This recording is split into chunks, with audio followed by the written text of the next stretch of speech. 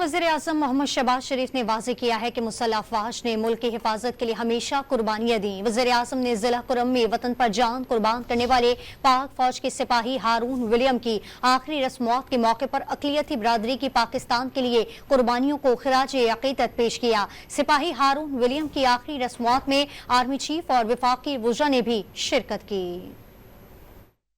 पाक वतन के लिए कुर्बानियां देने वालों में अक़लियती बिरादरी भी पेश है। जिला कुरम में वतन की खातिर जान लुटाने वाले सिपाही हारून विलियम की आखिरी रसूमात सेंट पॉल चर्च रावलपिंडी में अदा कर दी गई। आखिरी रसूमात में वज़ीर आज़म, आर्मी चीफ, वफाकी वज़राए दिफा, दाखिला और इत्तलात समेत आला सिविल फौजी अफसरान, शहरियों और वुरसा ने शिरकत की। ISPR के मुताबिक 29 साला सिपाही हारून विलियम का ताल्लुक इस्लामाबाद से था। इस मौके पर वज़ीर आज़म ने अक़लियती बिरादरी की पाकिस्तान के लिए कुर्बानियों को जबरदस्त खराज अकीदत पेश किया। इस मुल्क के अंदर बसने वाले करोड़ों मुसलमानों के साथ दूसरी जो अक़लियती बरादरियाँ हैं, जिनमें मसीही बरादरी है, जिसमें सिख हैं, हिंदू हैं और दूसरी मिनॉरिटीज़ हैं,